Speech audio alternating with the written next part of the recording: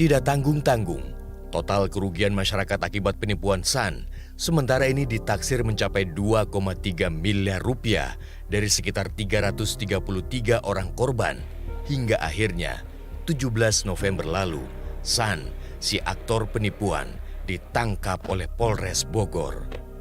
Diduga, SAN sudah beraksi melancarkan penipuan sejak Februari 2022. Selain mahasiswa, ia juga menyasar masyarakat biasa sebagai korbannya. Karena kebetulan yang bersangkutan tinggalnya kan di Bogor.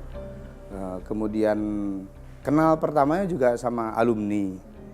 Sehingga kemungkinan yang mudah masuknya juga melalui sana gitu. Kalau dari masyarakat yang lain memang ada juga, karena ada juga pelaporan juga di Polresta Bogor Kota juga yang dari masyarakat. Kemudian yang dari mahasiswa kampus lain itu kenalan di luar, kemudian sama-sama tertarik juga, ya sama-sama jadi korban juga. Sebagian korban-korban aksi dari SAN juga ada yang melapor ke Polresta Bogor. Sejumlah orang tua mahasiswa mewakili anak-anaknya menyerahkan bukti-bukti tindak kejahatan. Selama 10 bulan beraksi, pelaku begitu agresif menjerat korban-korban baru. Sebagian uang dari hasil pencairan pinjaman para korban dipakai untuk membayar cicilan, namun sebagian lainnya digunakan untuk keperluannya sendiri, termasuk membeli sebuah mobil. Dengan cara gali lubang tutup lubang inilah penipuan berkedok investasi abal-abal yang dilancarkan oleh SAN sempat bertahan beberapa lama. Namun beberapa korban yang dijanjikan mendapat keuntungan justru malah buntung. Janji manis kerjasama investasi yang ditawarkan SAN nyatanya pepesan kosong belaka. Seorang mahasiswa IPB bahkan pernah disatroni rumahnya oleh debt collector. Jadi waktu itu tuh kebetulan saya lagi ada acara gitu di departemen. Nah, tiba-tiba orang tua saya nelpon kalau misalnya dan ngabarin kalau misalnya debt collector itu datang. Nah, terus tiba-tiba papa saya minta tolong buat, "Nih kamu bayar aja deh, papa transfer gini gitu." Wakil Rektor IPB menyesalkan kurangnya literasi para mahasiswa tentang pinjaman online. Mahasiswa dinilai tidak kritis sehingga tergiur bujuk rayu mendapat keuntungan secara instan. Itu sebabnya begitu kasus penipuan ini mencuat, IPB melakukan sosialisasi tentang pinjaman online atau fintech. Mahasiswa-mahasiswa yang terkena ini kan, mohon maaf ya, produk online semua kan, kuliahnya online, dulu mungkin juga dari SMA juga masih online beberapa tahun terakhir ini.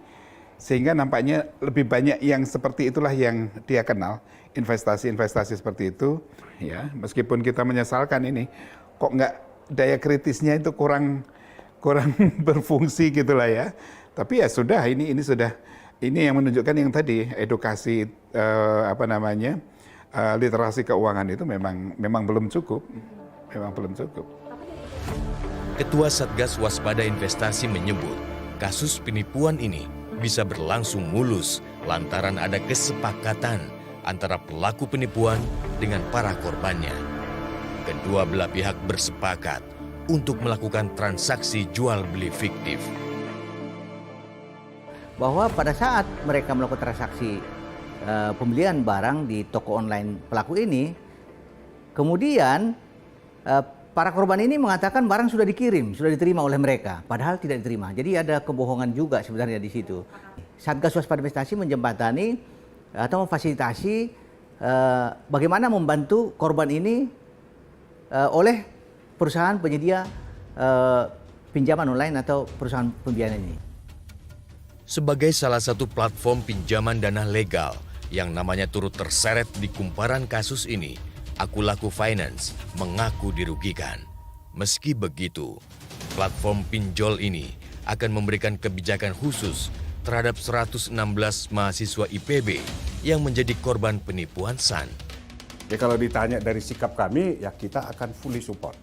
Kita akan support, kita akan bantu meringankan. Terkait nanti bentuknya itu apakah relaksasi dalam bentuk restrukturisasi atau rescheduling, bahkan mungkin bisa kita write off. Nah, makanya saya bilang tadi, mana yang akan kita ambil, kita belum tahu. Karena kita belum tahu nih berapa sih sebenarnya. Misalnya nih kalau cuma 300.000, 500.000 outstandingnya ya, masa sih kita rescheduling, tega-tega amat, udahlah. Tapi kalau misalnya katakan sampai, ada sampai 50 juta, ntar dulu kan begitu. Sementara, marketplace Shopee yang platformnya juga dijadikan sebagai sarana penipuan, belum bersedia memberikan konfirmasi kepada realitas. Melalui pesan singkat, manajemen Shopee meminta realitas berkomunikasi langsung dengan pihak kepolisian. Sosiolog Universitas Indonesia, Ida Ruwaida menyebut, iming-iming investasi dengan keuntungan 10% membuat mahasiswa gelap mata. Ida Ruwaida juga meminta jaringan alumni IPB University terus dikulik oleh penyidik. Sebab jaringan alumni inilah yang digunakan pelaku untuk merekrut korban di kalangan kampus. Kan sebetulnya kita harus ngelihatnya dengan konteks si alumni ini yang dilihat oleh para mahasiswa gitu. Karena kan yang bawa ya, itu yang disebut sebagai, kalau di dalam bahasa penelitian itu kita nyebutnya gatekeeper, Mbak. Makanya disebutnya pintu masuk. Karena saya tahu ya di IPB itu sebetulnya dia punya program sahabat mahasiswa atau apa ya, program donasi oleh alumni untuk membantu IPB gitu. Jadi gitu ya. Jadi nah yang harus kita pertanyakan tuh si alumni ini siapa? Hingga September 2022 ini, sedikitnya ada 102 pinjaman online berizin dan berada di bawah pengawasan otoritas jasa keuangan. Pinjaman online tentu saja juga bukan momok yang harus dijauhi sepanjang masyarakat menggunakan fasilitasnya secara bijak. Mengetahui kebutuhan pribadi dan menggunakannya sesuai kebutuhan yang wajar menjadi kuncinya. Masyarakat juga harus terbiasa menjaga kerahasiaan data pribadi sehingga tidak disalahgunakan oleh pihak lain.